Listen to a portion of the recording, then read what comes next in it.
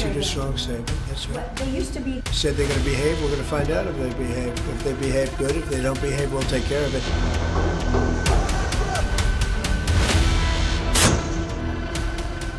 Trump और Netanyahu को दो दुश्मनों से बहुत ही डरावने अपडेट मिले हैं। पहला झटका हमास ने दिया है तो दूसरा ईरान ने।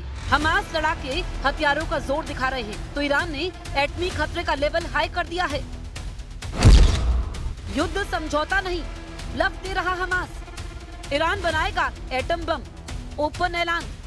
खाड़ी में शुरू हो गया फिर से महायुद्ध। गजा युद्ध समझौते को जितना पक्का होने का दावा किया गया वो उतना ही कच्चा निकला है। हमास लड़ाकों ने ट्रंप का दिमाग गर्म कर दिया है। समझौता तो है लेकिन हमास हथियार नहीं छोड़ेगा। कोई रास्ता नहीं, हमें अंदर घुसकर हमास को मारना होगा। बहुत हो गई बेइज्जती, हमास को धरती से मिटा दूंगा। इजराइल हमास युद्ध फिर उसी खौफनाक दौर में वापसी कर रहा है जहां सिर्फ खून खराबा है, जहां जंगी जेटों से मिसाइलों की बौछार है, जहां जलती धरती और धुआं धुआं आसमान है।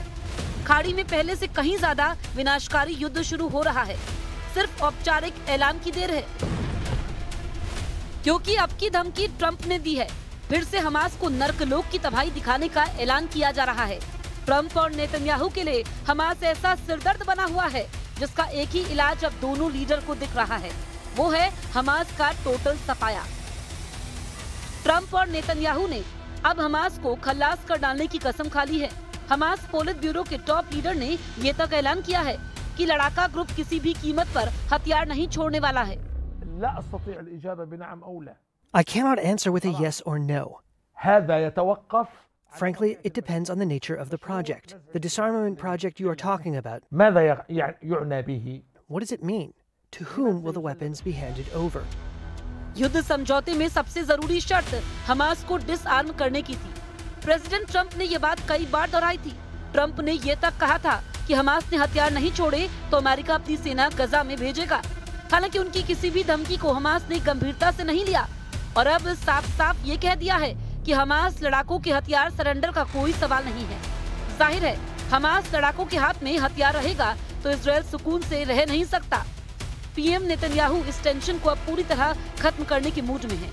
वहीं ट्रंप ने हमास पर बराबर नजर बनाकर रखी हुई है।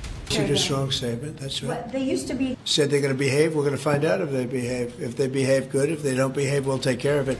इजराइल को शक है कि हमास ज्यादा से ज्यादा समय युद्ध की तैयारी में लगा रहा है। ट्रंप की पीस डील के ज्यादातर जरूरी बातों पर हमास अमल करने को तैयार नहीं। जैसे हमास मिलिट्री ने हथियार छोड़ने की जगह नए हथियारों का प्रोडक्शन बढ़ा दिया है। युद्ध समझौते के बाद हमास में लड़ाकों की भर्ती में तेजी आई है। हमास ने अपने सुरंग नेटवर्क को फिर से एक्टिव कर हथियारों का वहां गोदाम बनाना शुरू कर दिया है। हमास के बारूदी कारखाने में गोला बारूद, रॉकेट, बम, आईडी सुरंग नेटवर्क में तेजी से पहुंचाए जा रहे हैं। हमास का तर्क है कि जब तक इजराइल अपने एटमी हथियारों को नहीं छोड़ता वो हथियार नहीं छोड़ेगा। हमास ने ईरान के एटमी प्रोग्राम की वकालत की है। Israelis hand over the nuclear weapons inside the Zionist entity. Why is Iran being asked to hand over the nuclear weapon or the destruction of the nuclear weapon, and Israel, the Zionist entity, is not being asked to destroy the nuclear weapons it possesses? Hamas ने Iran के समर्थन में हुंकार भरी है क्योंकि Iran ने ऐलान किया है कि वो अब किसी भी तरह की परमाणु समझौते में बंधा नहीं हुआ है। ईरान ने 2015 में हुए परमाणु समझौते को सबसे बदनाम एटमी डील करार दिया है। साल 2015 में अमेरिका के पूर्व प्रेसिडेंट बराक ओबामा ने ईरान के साथ परमाणु समझौता किया था।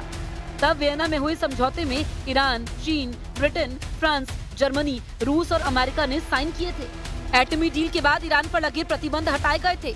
बदले में ईरान ने न्यूक्लियर प्रोग्राम पर रोक लगा दी थी।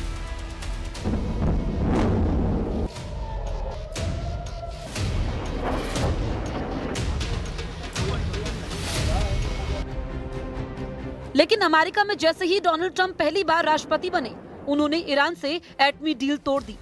Few moments, I will sign a presidential memorandum to begin reinstating U.S. nuclear sanctions on the Iranian regime. We will be instituting the highest level of economic sanction. Any nation that helps Iran in its quest for nuclear weapons could also be strongly sanctioned by the United States. America will not be held hostage to nuclear blackmail. America के अलग होने के बाद nuclear deal बेमानी हो गई। हालांकि बाकी देशों के साथ ईरान न्यूक्लियर प्रोग्राम पर डिप्लोमेटिक चैनल से जुड़ा रहा। अब एक बार फिर जब ब्रिटेन, फ्रांस और जर्मनी ने यूएन से ईरान पर बैन लगवा दिया है, तो ईरान ने किसी भी समझौते को मानने से साफ मना कर दिया है, जिससे भड़के ब्रिटेन ने ईरान को धमकी दी है। ब्रिटेन ने ईरान को सबसे बड़ा थ्रेट तक कहा है।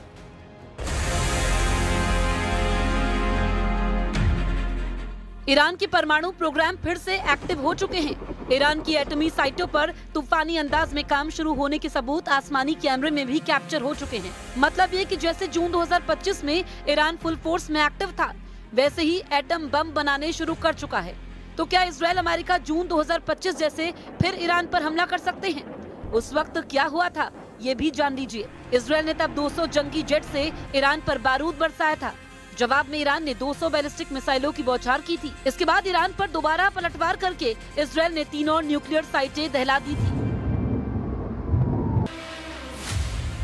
इजराइल ने ईरान की राजधानी Tehran, nuclear power centre Natanz, missile launch centre Tabriz और काउंटर स्ट्राइक सेंटर शिराज समेत कई शहरों को बारूद से पाट दिया था। एपी की रिपोर्ट के मुताबिक ईरान की सरकारी न्यूज एजेंसी ने दावा किया था कि फोर्डो एटमी प्लांट के पास 2 धमाके हुए।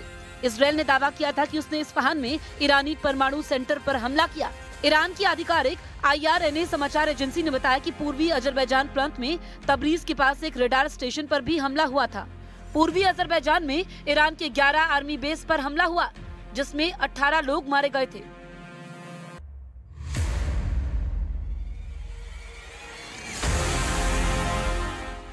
इजराइल के हमले में 78 लोगों की मारे जाने की जानकारी सामने आई थी, जिसमें ज्यादातर ईरान की सेना के टॉप कमांडर्स थे और कई न्यूक्लियर वैज्ञानिकों को भी इजराइल ने मार दिया था।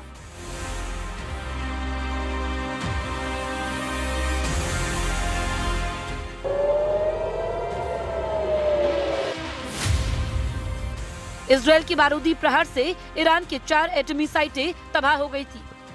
पहला नतांज, जहां ईरान का सबसे बड़ा यूरेनियम एनरिचमेंट प्रोग्राम चल रहा था। नतांज में 14,000 सेंट्रीफ्यूज से 60% तक यूरेनियम संवर्धन किया जा रहा था।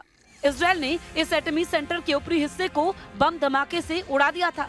नतांज में पावर सप्लाई ठप हो गई, जिससे एटम बम के सेंट्रीफ्यूज को भारी नुकसान पहुंचा। इसी तरह इजराइल ने फोर्डो यूरेनियम एनरिचमेंट फैसिलिटी को बमबारी से दहलाने का दावा किया। पहाड़ी इलाके में बने इस एटमी सेंटर में 2200 सेंट्रीफ्यूज के साथ 60% तक यूरेनियम संवर्धन किया जा रहा था। वहीं इस्फहान न्यूक्लियर साइट पर ईरान ने हमले का आरोप लगाया, जबकि इजराइल ने इसकी पुष्टि नहीं की थी। इजराइल के हमले के बाद प्रेसिडेंट ट्रंप ने खामेनेई को मैसेज भेजा था कि ज्यादा देर करना ईरान के लिए घातक साबित होगा। ट्रंप ने ईरान को तब 60 दिन की डेडलाइन थी, मगर 22 जून को ही ट्रंप ने ईरान के एटमी अड्डों को उड़ाने के लिए 7 B-2 बम वर्षक भेज दिए थे। अमेरिका ने ईरान के 3 न्यूक्लियर साइटों को B-2 से जलाकर राख कर दिया था। बंकर बस्टर बम के धमाकों से भूमिगत परमाणु अड्डों की तबाही पहली बार दुनिया ने देखी। हालांकि ईरान ने दोबारा अपने सभी अड्डों की मरम्मत कर एटमी प्रोग्राम शुरू कर दिया। ईरान के सुप्रीम लीडर अली खामेनेई ने एटमी प्रोग्राम पर अपना स्टैंड पहले ही क्लियर कर रखा है।